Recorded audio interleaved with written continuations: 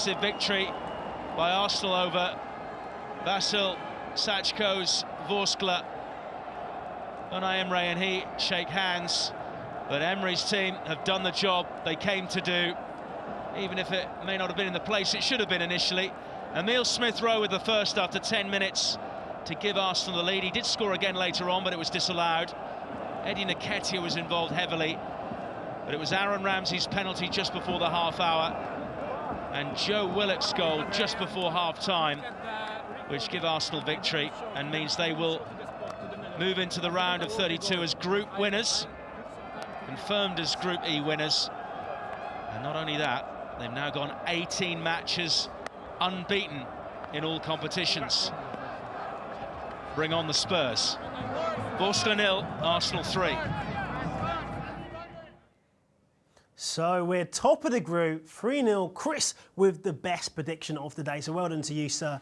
Lads, what did we think about that second half? Was the game done and dusted after 45 minutes? It was, but it wasn't for a lack of trying. I thought Arsenal pushed on. They were looking for more goals. I think the fourth goal should have been allowed. I thought it was quite harshly adjudged offside. I think there was maybe a hand of Eddie Nketiah that was offside, but it didn't touch Eddie Nketiah as the ball came across goal. So I thought that was a bad decision. Look, Arsenal probably deserved to win by 5 or 6. It was really, really comfortable. Really enjoyed the performance. Yeah, I think that's what you call a comprehensive victory. I mean, Emery, before this match, he would have wanted no injuries, youngsters getting a run out, and players impressing. And youngsters impressed. He got the win, topped the group. I mean, you can't ask for more than that, can you? Of course, and also we got that clean sheet as well, and there was a period where clean sheets were kind of not that easy to come by here. But with that said, we're going to throw straight to some of your tweets, because on social media, of course, it's been a great day for Arsenal Nation, and we're going to talk about some of those tweets as the mixture of old and young. So, of course, we've got Lixana in Czech, combined age of 70, and I think they might have not carried the run properly because some of the maths might be off, but we've got Nketiah, Smith-Rowe, Willock, Guendouzi and Maitland-Niles, a combined age of 73, which might not be correct, but it does show the mixture between our young and our mature players. Lads, do you think we had the right mix today, Chris? Yeah, it's one of the things we mentioned earlier on, and I think that the mix of youth and experience is exactly what you want to see in this competition, because in the group stage, Arsenal have already qualified. You wanted to see the youngsters play. They all impressed, and yeah, definitely, I think the experience really paid off today. He's played pretty strong teams in the first 4 games, taken the competition very seriously, and I think that's been excellent to see. Here, it did the youngsters a favour to have the senior players alongside them. There'll be people there saying you could have put all kids out, but it would have been so much more difficult, and I would say that would put them in a difficult position. So the blame was right, and the performance was excellent. You can't really criticise anybody tonight. I thought they all were at least a 7 out of 10, a couple of 8s chucked in as well. And it showed that the academy players have really been putting in a shift and falling into the Emery way of playing things. And they've got some tweets that show our love for the players themselves. The young G's from Arsenal are becoming a problem. We've got another tweet that says, Arsenal's hailing moving like Messiah.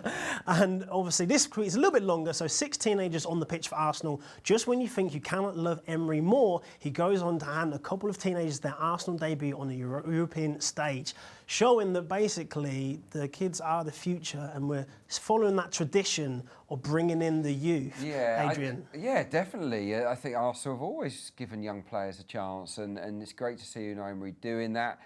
It's amazing, isn't it? Because Arsene Wenger was a tough act to follow, and I think, you know, after he'd been here for so long, many people would have been afraid to take on that job. But Unai Emery said, no, I want it, and it's amazing how quickly he's won everybody over. It's fantastic. I think it's because he's making the kind of judgments, the kind of decisions that we as fans and followers of the club would also make. So now he's doing a really solid job, and so are the players who've embraced the new sort of regime very, very well. You would expect them to, but they've still got on with the job, and there's been big changes behind the scenes, but they've adapted fantastically. I think they deserve a bit of credit for that. We've got a nice summary of the game in the tweet coming up, Chris. I'd love to know your thoughts on this one. So huge credit to our manager and players tonight. Yes, the opposition and what they are, but he's got the squad spot on, and he goes on. Thanks for that use, Osman. What do you think? Was it great work from Emery today in terms of the balance?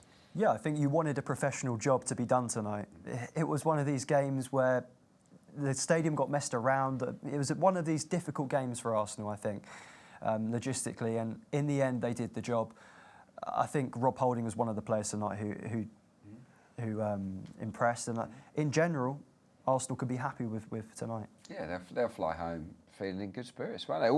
All the youngsters that played tonight, all of them, can get on that plane. I think I did all right tonight. I played all right, and their confidence, their self-belief has grown.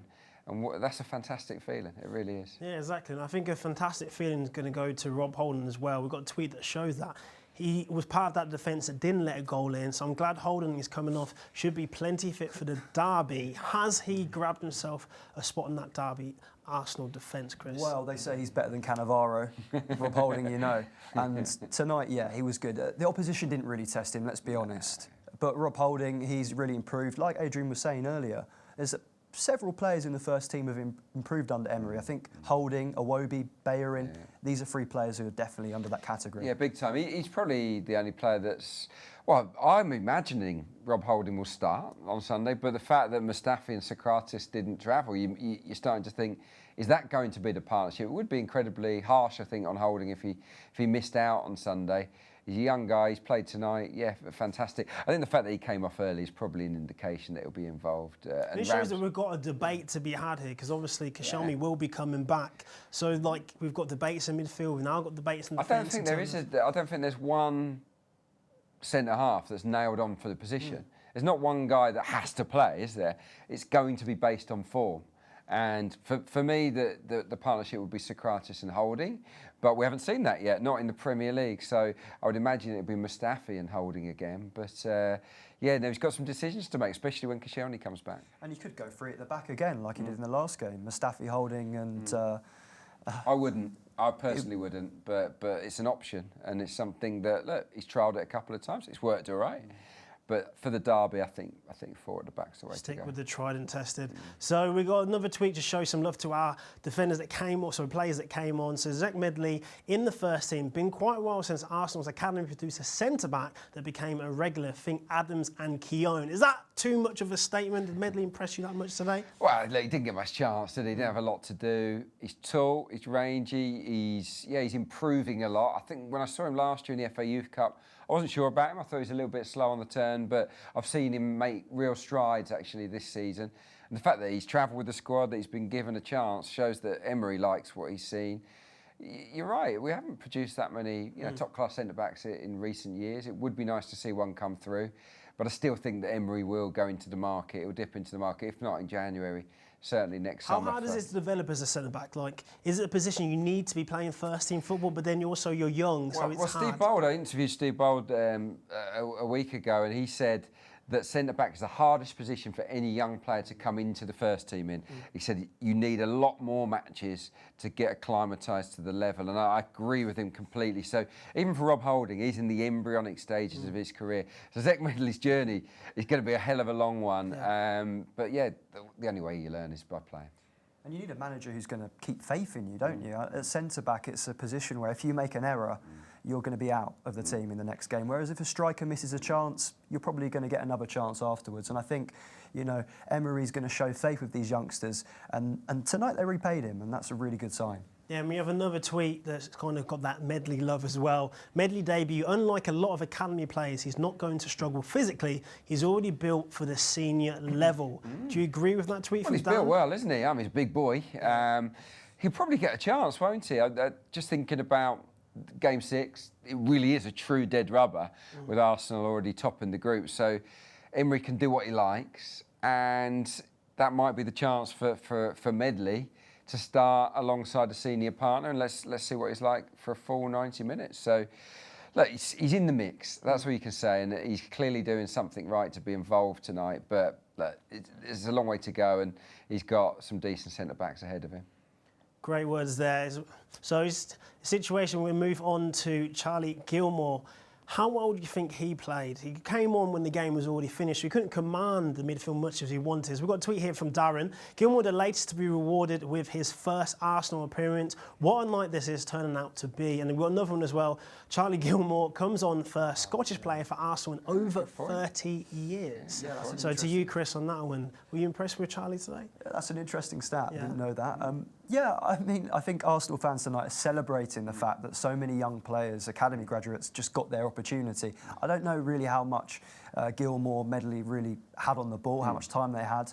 I think it's the fact that they actually played, that they were involved, and it just bodes really well for the future, doesn't it? Yeah, no, yeah.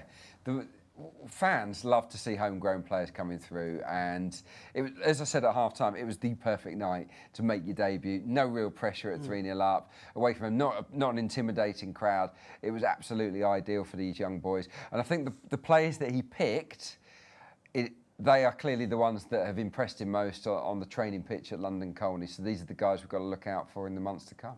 It's true. We've got so many prospects in this squad, and they got a good run out today. So just moving forward, headaches for Emery as we move into the next rounds. Does he stick with the youth, or does he start blooding in the more experienced players? He'll do the same. He'll do the same. He might play more younger players, I think, in the last games. It's Karabag at home, isn't it? And that will be a great experience because it's here at Emirates Stadium in front of a bigger crowd, bit of expectation that you go out and score goals. So it will be another challenge, a different type of challenge for these kids to face. But look, if I'm the manager, I'm probably playing... If tonight was a mix, I'd probably lean more towards youth for that final game and go with an 8-3 or a 7-4 kind of combination. So a lot of these boys, they want to impress in training between now and the Karabag game, because if they do, they'll get the shout. Through that. So we're going to go to Facebook for some of your comments as well. So remember to keep using that hashtag ArsenalNationLive. We've got Mark Lemoyne. Rob Holding in the new Tony Adams. Keep him. He could be the future Mr. Arsenal. Is that an overreaction, or is he just that good?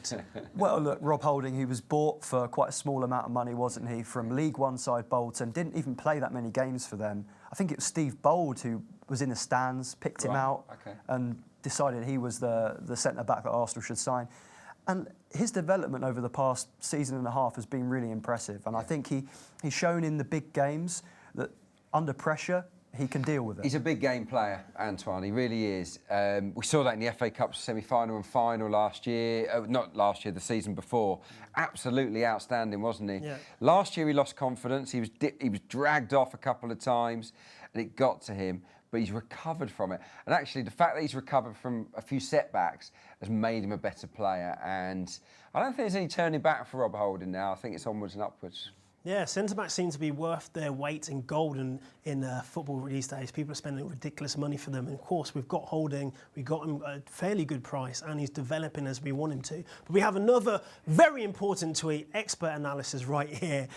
One of the highlights of this match for Arsenal, Stefan Lichtsteiner wearing short sleeves and gloves. Yeah. I love that tweet, keeps it all together. But in terms of the stadium itself, for those Arsenal players, in a stadium that's not very full, when they eventually come for that Karabakh game, they're at home, it'll probably be a youthful side, but they'll have the Arsenal fans behind them. How impactful is that going to be for those young players? Well, it's a different experience. They're used to playing, some of these academy players, reserve players, they're used to playing in front of not many people.